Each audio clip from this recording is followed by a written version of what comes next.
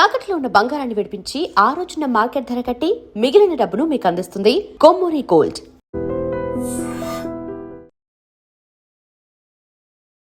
Hello views, welcome to iDream media. Srikakulam జిల్లాలో పెను సంచలనంగా మారినటువంటి ఒక గిరిజన బాలిక అనుమానాస్పద మృతి. రీసెంట్ గా క్రైమ్స్ చూస్తుంటే అసలు వామ్మో, మూవీస్ లో కూడా ఇలాంటి ట్విస్టుల మీద ట్విస్టులు ఉండవేమో అనిపిస్తుంది. ఆ క్రైమ్ చేసే వారి ఆలోచన, అదే విధంగా క్రైమ్ చేసిన తర్వాత వారు వేసే ప్లాన్స్ చూస్తుంటే. శ్రీకాకుళం జిల్లా హిరమండలానికి చెందినటువంటి తోట శ్రీను దంపతులకు ఒక్కగానొక కుమార్తె. ఆ బాలికని చాలా అల్లారుముద్దుగా పెంచుకున్నారు. అదే విధంగా తోట శ్రీను దంపతులు కూడా వారి కడుపు నిండడం కోసం, పొట్టకూటి కోసం వీధంట సర్కస్లు చేసుకుంటూ జీవనాన్ని కొనసాగించేవారు. అందులో భాగంగానే కొన్నేళ్ల క్రిందట విజయనగరం జిల్లా అయినటువంటి ఎస్కోట నియోజకవర్గంలో ఒకరోజు సర్కస్ ని నిర్వహించారు. ఆ రోజు వెంకట్రావు అనే వ్యక్తి వాళ్ళకి పరిచయం అయ్యాడు.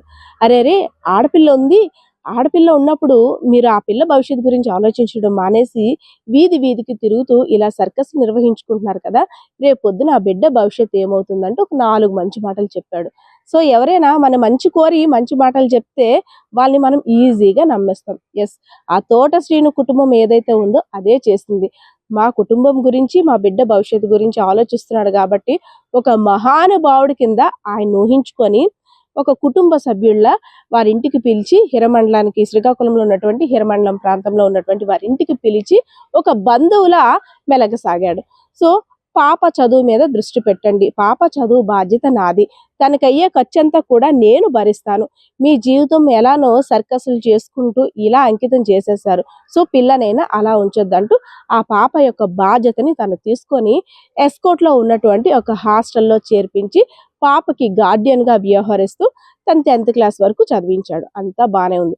10th క్లాస్ అయిన తర్వాత పాప యొక్క ఎదుగుదలను చూసి ఆ తల్లిదండ్రులు కూడా, అబ్బా బిడ్డ బయటికి వెళ్ళి చదువుకోవడం వల్ల మంచిగా ఉంది, మాలా తిని జీవితం కూడా అవ్వకూడదు, మా ఇద్దరం కష్టపడేది కూడా తన భవిష్యత్తు కోసమే కాబట్టి సో పాప ఇంకా మంచి చదువులు చదవాలి, మంచి ఉద్యోగం చేయాలని ఆలోచించుకున్నారు. అదేవిధంగా ఇంటర్మీడియట్ని కూడా, బాబు మా బిడ్డ భవిష్యత్తు గురించి ఆలోచించావు కాబట్టి ఇది ఇంటర్మీడియట్ చదువు కూడా నీ చేతిలోనే పెడుతున్నాం, పిల్లని మంచిగా చదివించు నాయన అంటూ వెంకట్రావుకి తల్లిదండ్రులు ఇద్దరు కూడా అర్జించుకున్నారు. సరే ఇంటర్ని కూడా ఎస్కోట్లోనే అక్కడ హాస్టల్లోనే జాయిన్ చేసి ఇంటర్ విద్యను కూడా పూర్తి చేశాడు. తర్వాత వెంటనే తల్లిదండ్రుల దగ్గరికి తీసుకెళ్లి వెంకట్రావు కారులో తీసుకెళ్లి పాపను అప్పచెప్పాడు. ఇంటర్మీడియట్ వరకు పాప బాగానే చదువుకుంది, రేపు పొద్దున ఇంజనీరింగ్కి వెళ్ళాలి, ఇంజనీరింగ్లో చేరాలంటే కంపల్సరిగా ఇంగ్లీష్ రావాలి, ఇంగ్లీష్లో అక్కడ చెప్పే టీచర్స్ పాఠాలని పిల్ల అర్థం చేసుకోలేకపోతే భవిష్యత్తు ప్రశ్నార్థకంగా మారే అవకాశం ఉంది అంటూ ఆ తల్లిదండ్రులకు చెప్పాడు. సరే అయితే ఎలా అయినా సరే పాపని స్పోకెన్ ఇంగ్లీష్ క్లాస్లో జాయిన్ చేస్తాను అనేసరి వెంకట్రావు ఆ తల్లిదండ్రులకు చెప్పి పాపని కారులో తీసుకొని వెళ్ళాడు. సో పాప బంధువులు కూడా దీనికి ఒప్పుకున్నారు. అంతా బాగానే ఉంది. ఏం చేస్తాడో తెలియదు ఆ దుర్మార్గుడు, ఏమైందో కూడా తెలియదు. పాపని తీసుకువచ్చి ఇంటికి ఫోన్ చేశాడు.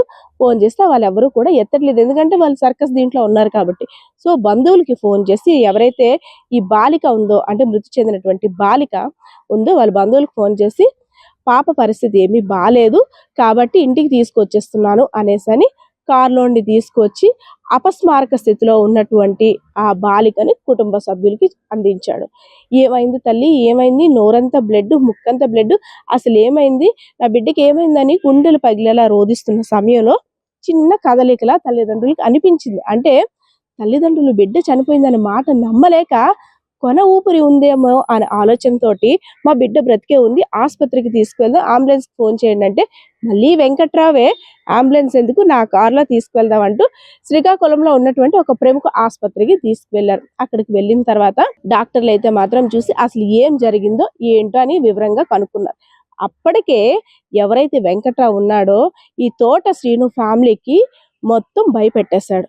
మీకు డబ్బులు ఎంత కావాలంటే అంత ఇస్తాను, పాపది సాధారణ మరణం కింద చెప్పండి, అసలు పాప మృతికి నాకు ఎటువంటి సంబంధం లేదు, ఎందుకంటే మీరు ఒకవేళ నా మీద కేసు పెట్టినా తిరిగి నేను డబ్బులు ఇచ్చి ఆ కేసు ఏమీ లేకుండా దర్జాగా బయటకు వచ్చేయగల డబ్బు స్తోమత నాకుంది.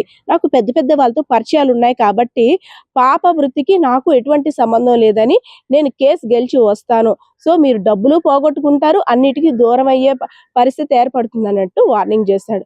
సో ఈ తల్లిదండ్రులు అతని మాటలకి భయపడి ఆ డాక్టర్ ఎవరైతే ఉన్నారో ఏం అడుగుతున్నారో ఏం చెప్పాలో తెలియని పరిస్థితిలో ఉన్నటువంటి ఆ తల్లిదండ్రులు ఆ డాక్టర్కి ఏం చెప్తున్నారో కూడా తెలియలేదు. వెంటనే డాక్టర్కి అనుమానం వచ్చి పోలీసులకి పిలిచి జరిగిందంతా చెప్పారు. ఇది ఎందుకు అనుమానాస్పద మృతి కింద ఉంది, దీని కేసు గురించి కొంచెం చూడండి అనేసి. సో పోలీసులు కూడా రంగంలోకి దిగారు. అనుమానాస్పద మృతి కింద కేసు కూడా నమోదు చేసుకున్నారు. అయితే మొహం అంతా చిట్లిపోయి పాప మీద ఒకవేళ అత్యాచారం జరిగి ఉండొచ్చు, అది కూడా సామూహిక అత్యాచారం జరిగి ఉండొచ్చేమో, అందుకు పాప బాడీ కండిషన్ ఫేస్ అదంతా కూడా ఇలా ఉందని డాక్టర్లు అయితే మాత్రం అనుమానాన్ని వ్యక్తం చేశారు. ఇంకేముంది, ఈ దుర్మార్గుడు చేసిన పని బట్ట బయలైనట్టు ఉంది. అయితే ఈ దుర్మార్గుడు ఒక్కడే పాపపై అత్యాచారం చేశాడా, లేక ఇంకెవరితో ఇంకా ఇందులో ఇంకెవరైనా ఇన్వాల్వ్ అయి ఉన్నారా అనేక విషయాలు కూడా ఇంకా బయటకు రావాల్సింది.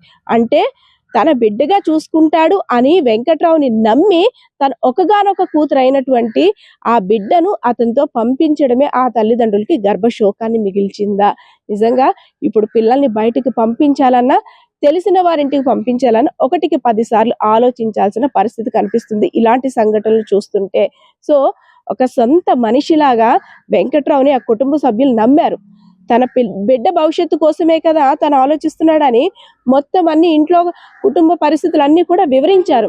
అన్ని విన్నటువంటి ఆయన అంటే పాములాగా కాచు కూర్చున్నాడు. ఎప్పుడు బిడ్డ వయసుకు వస్తుందా, ఎప్పుడు తన కామవాంఛ తీర్చుకోవడానికి అనువైన సమయం దొరుకుతుందా అని ఆలోచించి చెట్టు పొదల్లోకి తీసుకెళ్లి ఇలాంటి ఘాతుకానికి పాల్పడ్డా అనేక అనుమానాలు కూడా ఆ తల్లిదండ్రులు అయితే మాత్రం వ్యక్తం చేస్తున్న పరిస్థితి. ఏదైతేనే అనుమానాస్పద మృతిగా ఉన్నటువంటి ఆ బిడ్డకు న్యాయం జరగాలని తల్లిదండ్రులు కూడా భగవంతుడిని అదే విధంగా పోలీసులను కూడా వేడుకుంటున్న పరిస్థితి అయితే కనిపిస్తోంది. And for more videos, Please subscribe to iDream. Please subscribe to iDream. Please subscribe iDream. And please subscribe to iDream. For more videos, subscribe to iDream. please like, share and subscribe to the channel. Congratulations, iDream. Subscribe to iDream. Subscribe to iDream. So subscribe to iDream Media. iDream की iDream team अंदर की huge congratulations. Please subscribe iDream Media. Please subscribe to iDream.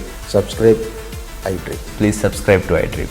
iDream అంటే నా కళల ఛానల్ను subscribe చేసుకున్న నోరు తిరుగుతలేదు, మీరైతే గంట గుర్తు కొట్టండి. For more such videos, please subscribe to iDream. Subscribe to iDream. Please subscribe to iDream. Please subscribe iDream Media. Please do subscribe to iDream. Please subscribe to iDream Media. For best entertainment and information, please subscribe iDream. And don't forget to subscribe to iDream.